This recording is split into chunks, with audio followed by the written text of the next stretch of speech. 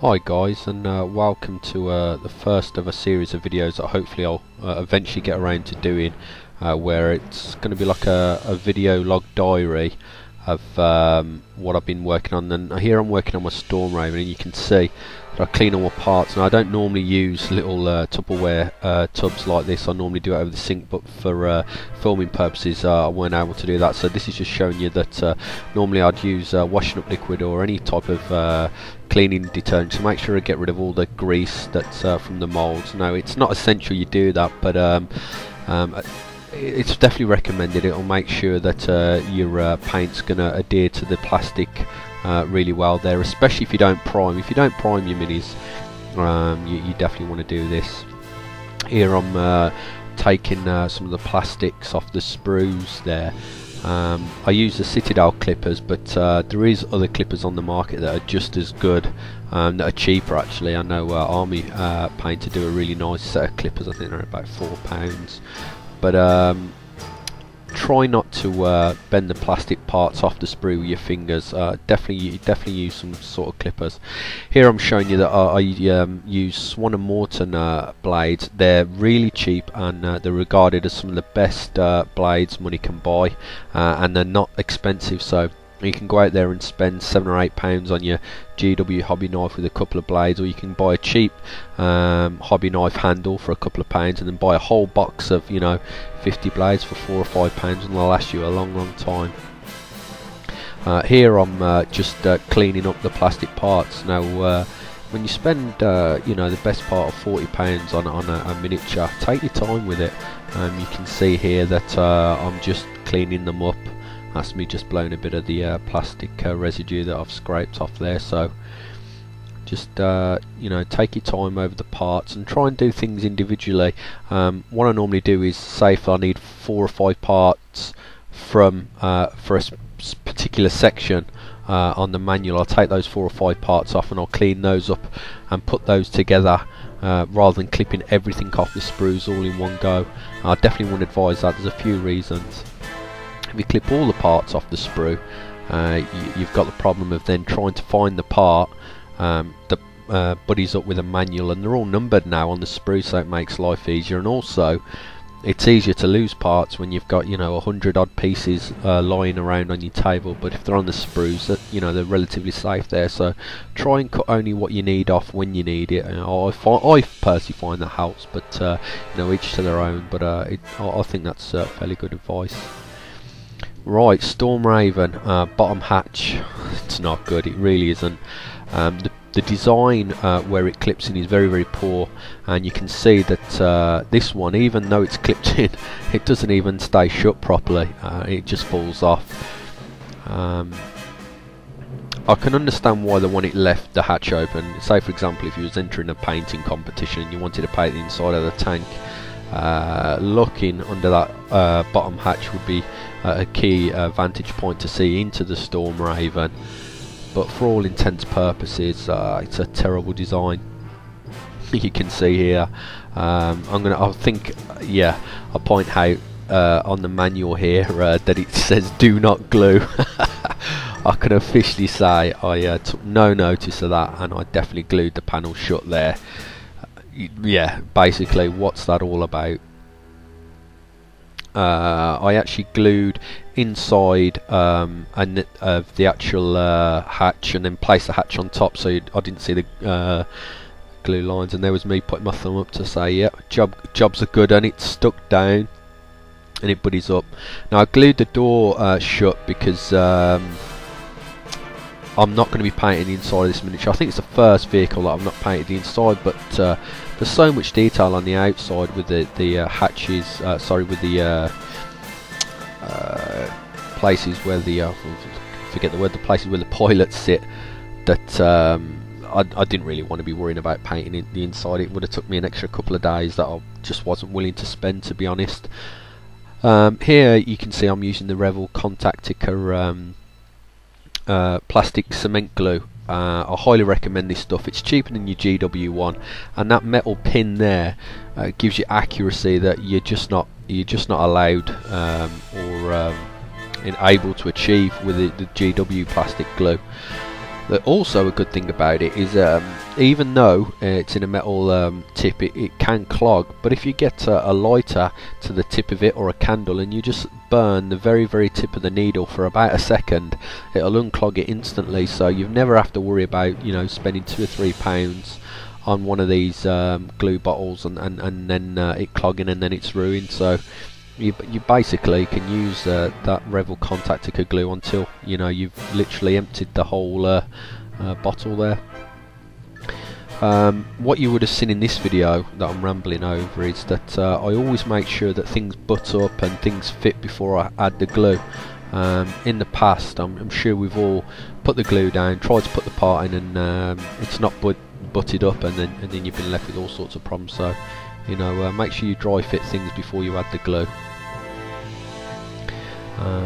Right here I'm going over, I just green stuffed a little gap. I'm just showing you that I green stuff in the little gap there on the tail. You'll probably find if you're doing a Storm Raven you might get a little gap where the tail joins to the back of the Storm Raven.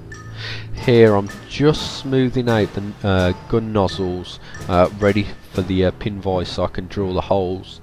Now I'm using a 1mm drill bit on these Hurricane bolters. You'll find that any other drill bit on the actual nozzles of those will be just too big, and I find it easiest to drill out the muzzle vents before I actually drill out the nozzles. It also gives me an indication of when I'm literally through the muzzle if I actually drill out the side vents first, so I find that the easiest to do, and it's fairly quick going through those. When you're drilling out metal gun barrels, you know, it's a different kettle of fish, but on these tiny little plastic barrels it's fairly easy. Now if you're worried about using a pin vise on something so tiny, most tactical marine squads and things like that come with loads of spare bolters and bolt pistols and whatnot, so before you worry about screwing up your rare weapons like your Hurricane bolters or your las cannons, practice on some spare weapons off your troop choice sprues. Well, it's fairly straightforward. And it's like I say, that video probably took a minute or two, but it definitely adds to the video. Now here I've started using the Vallejo model primer. They've got two types of primer, Vallejo. The old school primers, which is just general normal paint, but the primer that I laid down there was a polyurethane, which is a grey, and it's got a very unique texture to it. It's almost like rubber when it dries on other surfaces. You can literally peel it off like rubber on the inside of your airbrush if it dries there.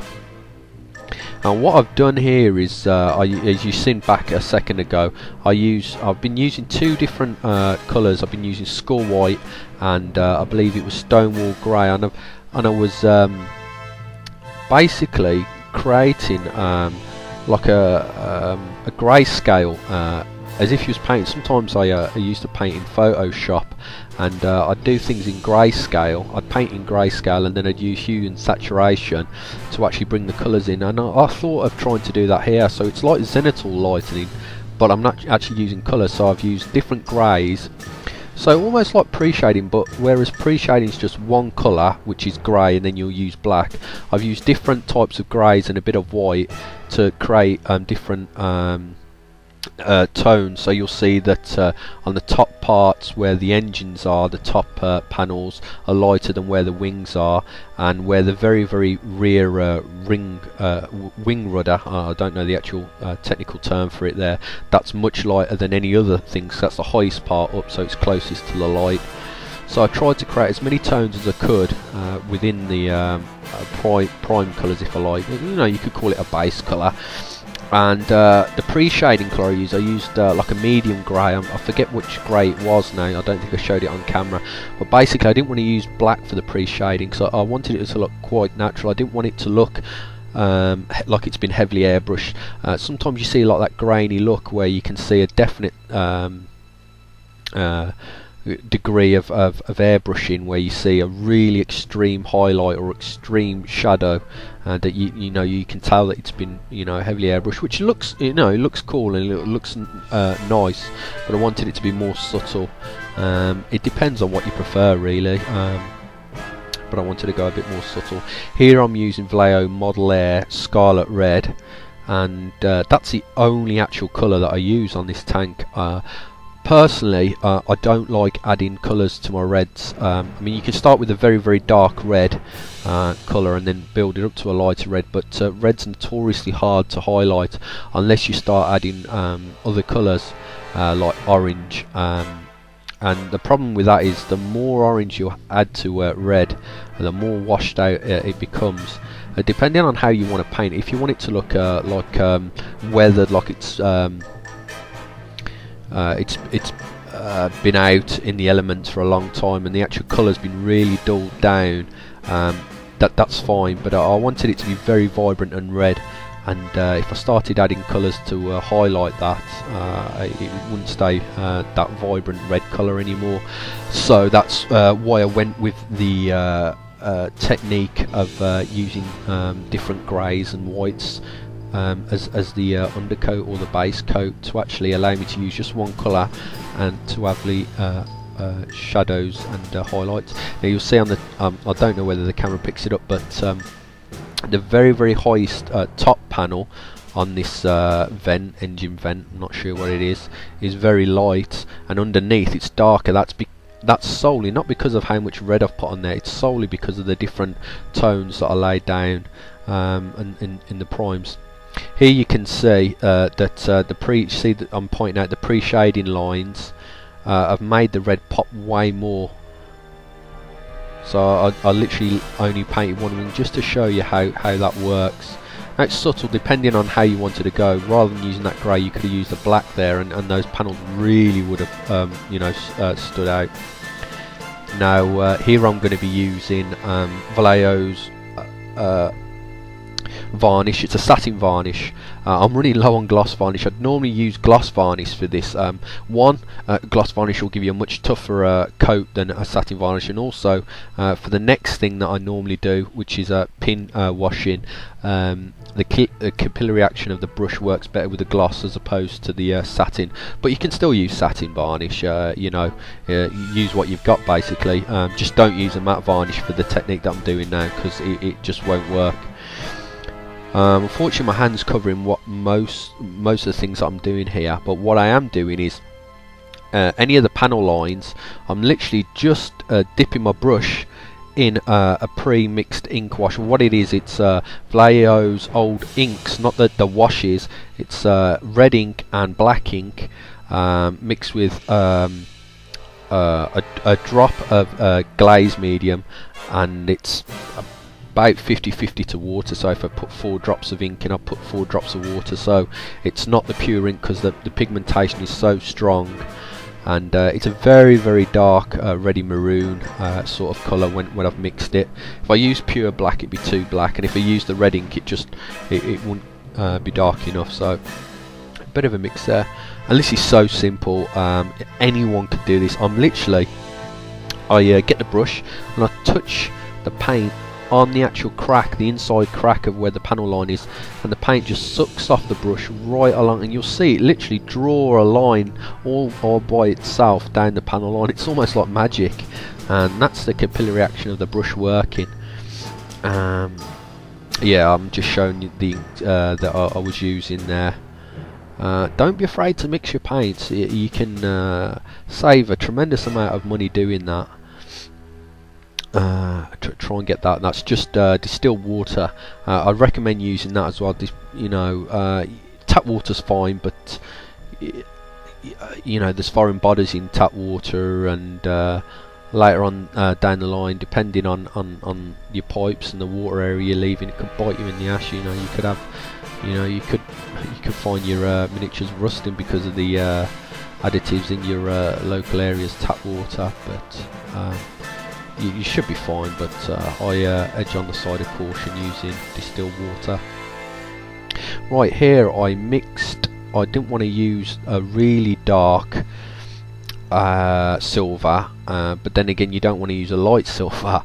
So again, best thing for you to do there is to literally just mix them, so it's 50% bolt gunmetal and 50% steel in the Vallejo model air line.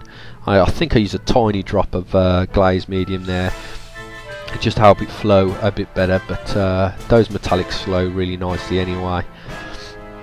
Here I'm using Bada Black Wash and Devlin Mud, I believe. Yeah, again, diversify how you apply things.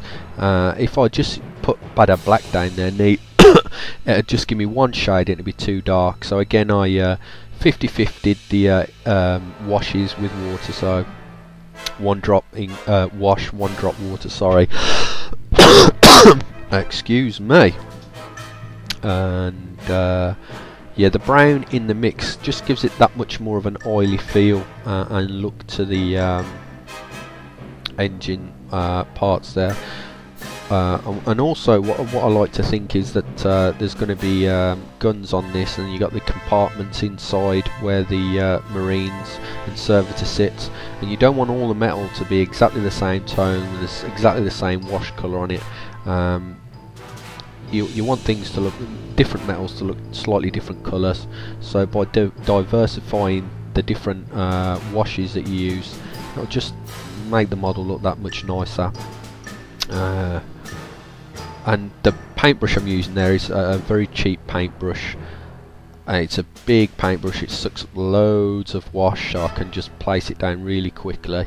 You don't want to be painting those engines with your Citadel standard brush there, or your detail brush. Right, this is weathering decals. I placed down the decals with Microsol and Microset. Now obviously I've not gone on this, but there's an amazing video just uploaded recently by Chung from WC Consortium, and if you don't know how to place decals down after watching that video, you never will. It's an excellent video, definitely go out and check that out. But anyway, after the decal had set, and before I varnished over them, I start scraping away at the decals. And you could say it's ruining the decal, I suppose it is, but if you lay down a huge decal like that, which I don't know what's 3 or 4 centimeters across in diameter, and it's plain white, it's going to look too clean, too cartoony, and almost look like a toy that you've just got out of packaging. But if you start scraping away at the actual design of it, when you start taking photographs of it, or someone looks at it close up, it'll look really cool and neat, and look very authentic, like it started to weather away. Now you do have to be careful if you're using the very tip of the blade as you're scraping away at the decal there. You're going to start taking the actual paint underneath off, and you don't want to be doing that. And you can see again I'm doing that. I don't think at this stage the camera's picking up how the paint, how the decal's actually coming away.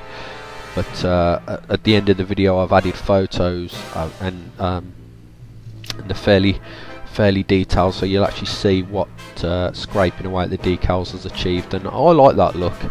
But it's a preference based technique. You know, you may not like the where the decal look there, but it's something different, and I don't think I've seen many people do it. What am I pointing out here?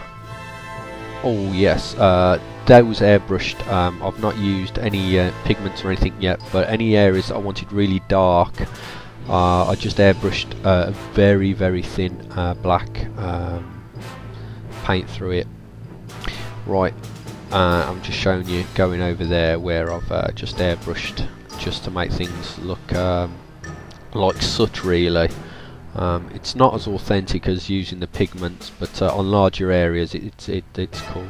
Right here, this kit's not the hardest kit to put together, but it has got a few things that could really catch you out. Now whatever you do, don't use this clear plastic with super glue. I very rarely turn around and tell anyone what to do, because everyone has their own preferences, but I can categorically say do not use super glue at all.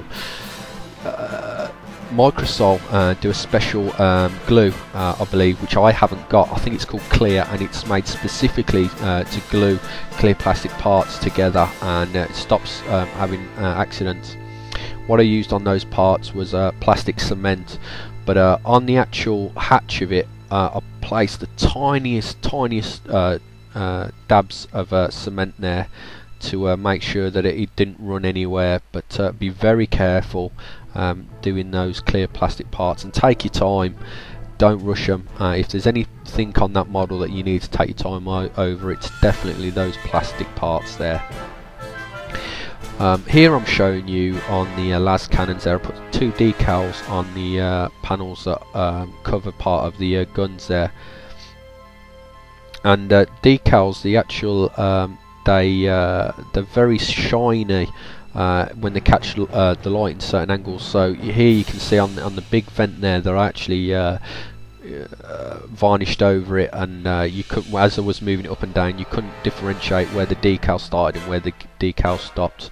The varnish hides the imperfections there in the decal. Right, here I'm using Bada Black Neat. I wanted the las cannon, the gunmetal look, to be very dark on these, so it's just neat out there. And this goes back to what I was saying earlier on in the video, that depending on what you're doing, it depends on how you need to put the stuff down.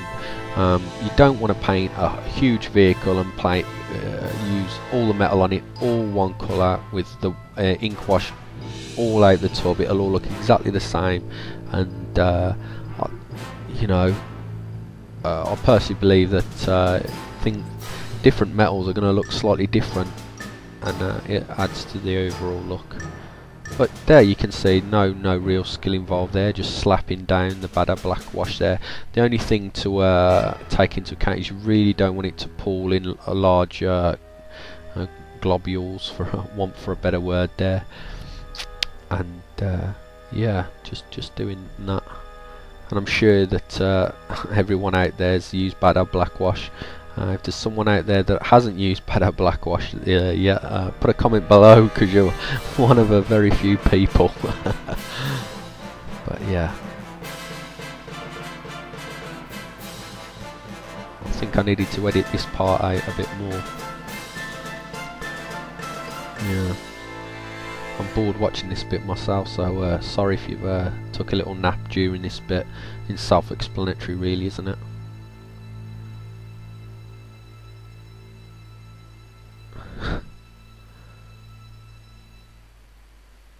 I'm lost for words. It's nice weather today, isn't it? I